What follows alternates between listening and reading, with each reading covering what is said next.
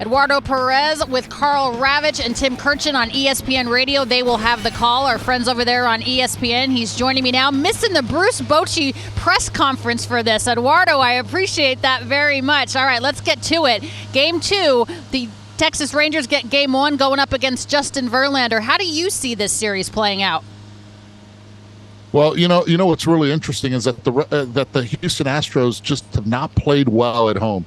So for them to be 0-1 here, if they split, and that's what they're looking for, it would be actually a very good homestand for them, playing 500 compared to playing under 500 like they did this season. Another thing is Dusty Baker loves getaway days, loves to win on getaway days. He said it catapults them going into another city. So he's hoping that Framber Valdez can be the Framber Valdez that we've seen in October in the past few years. And if he's able to do that, then he's able to neutralize this Texas offense and take them then to Dallas to see what can happen over there in Arlington. I tell you what, yesterday's pitching matchup was a good one, Eduardo. Jordan Montgomery doing everything he needed to do for the Rangers. Justin Verlander pitched very well, just giving up 2 runs. The first time in this 2023 postseason that both starters went at least 6 innings. Now, Framber Valdez hasn't pitched as great as he did when he threw that no-hitter. What do you need to see from him? I need to see if he can land the curveball for strikes early. And if he can land the curveball for a strike early, then he can get that same curveball for the chase. That's a swing and miss pitch.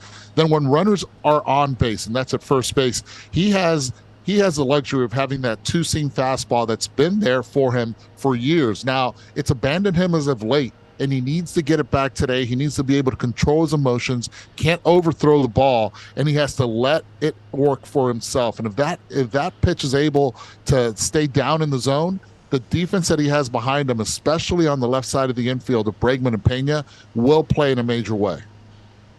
How do you see the situation with Yordan Alvarez playing out, Eduardo? Because obviously wasn't announced in the introductions yesterday, feeling a bit under the weather, didn't have great plate appearances, but obviously you know how much of a threat he can be.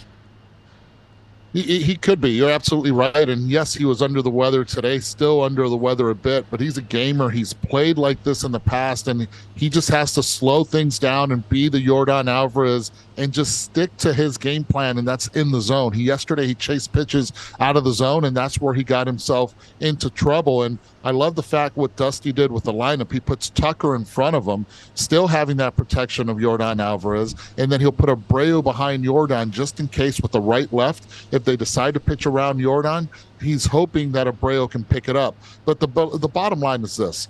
It's been Kyle Tucker that's carried this offense all year long as he's been healthy the entire season, led the American League in RBI. They're going to need his bat in this postseason, and so far he hasn't been able to produce. Dusty's hoping that today is the day that he will be able to produce for his team. Kyle Tucker is a name that we're incredibly familiar with, Eduardo. Evan Carter, maybe not as much, but perhaps by the end of it, we will be. Now, he's not in the starting lineup today, doesn't fare well against lefties, but this is a guy that has reached base safely in 14 of 25 plate appearances so far in the postseason. Is this the right move to sit him against Valdez?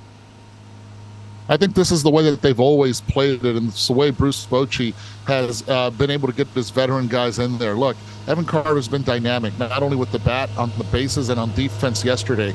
He was a game changer, no doubt about it, for the Texas Rangers.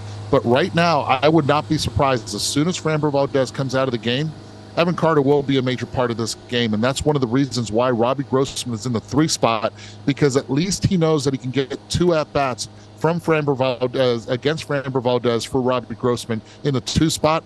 And if things go well for the Texas Rangers, it's Mr. Carter that comes in after that to finish it off, because the Astros don't have one lefty in the bullpen.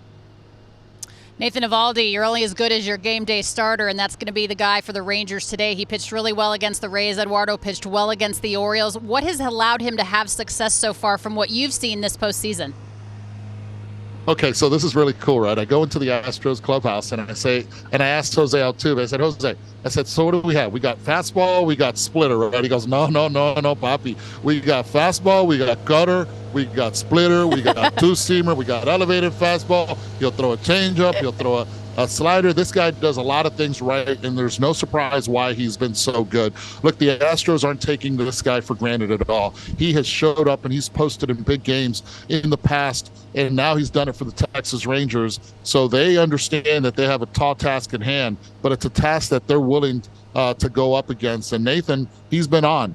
The elevated fastballs worked really well for him. The splitter has worked really well for him as well. So it comes down to patience at the plate and contact. And that's one thing that the Houston Astros have done a lot of, and that's contact.